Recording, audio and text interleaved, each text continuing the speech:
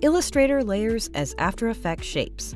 Finally, we have our last way of using our Illustrator vector files inside After Effects. The way that this works is after importing our vector artwork as layers into After Effects and placing them inside a composition. Then we can right-click on them and select Create Shapes from Vector Layer. After doing this, After Effects will take our vector layer and create a shape layer with all the paths that make up that vector layer. As you might be aware by now, some of the stroke options might not be translated as we might think during this process. The following stroke and fill options will work correctly when using the Create Shapes from Vector Layers feature inside After Effects: stroke color, fill color, cap type, color type, stroke alignment, and stroke weight.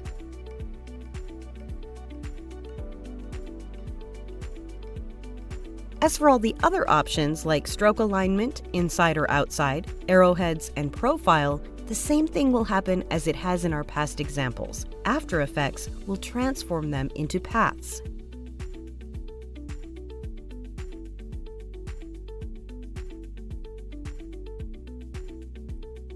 Next, we'll have a look at what happens when you convert dashed lines and gradient fills into shape layers in After Effects. As you can see, our gradient fills become gray boxes. This is because After Effects doesn't know how to translate our gradient shapes from Illustrator.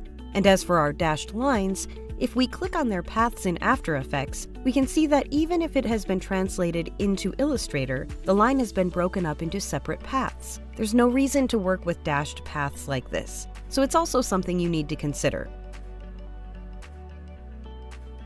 Something we also need to mention is that often when you create shape layers from your vector files, you may get an unwanted bounding box surrounding your shapes. If we take these two layers and convert them into shape layers, you'll see that each layer has a bounding box.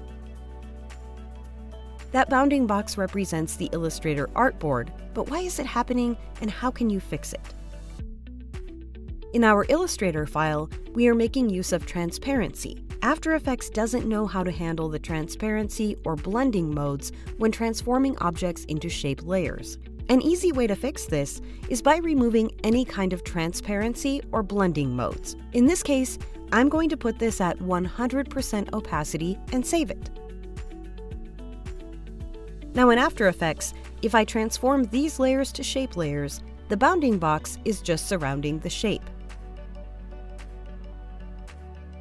Let's go back and see what we can do if we have transparency and want to fix this kind of issue with our shape layers. I'll convert this layer to a shape layer shape, and as you can see, it has a bounding box. This is a very tedious process, and it's something that I don't recommend doing because, as you can see, we have a lot of layers for this character. And if I go to the last one, each one of them has this group. Alternatively, you can select the shape layer, grab your pen tool, highlight the bounding boxes, and hit delete. So the best way to work around this is with the pen tool or just by fixing your Illustrator file before you import it into After Effects. Conclusion: using vector shapes between Illustrator and After Effects can be a really powerful tool, but we should always consider that some of the options might not translate as well as we intend them to. So knowing when and how to use them is very important. And once we get into the animation part of this course, you'll be mesmerized at how many animation methods this brings to the table.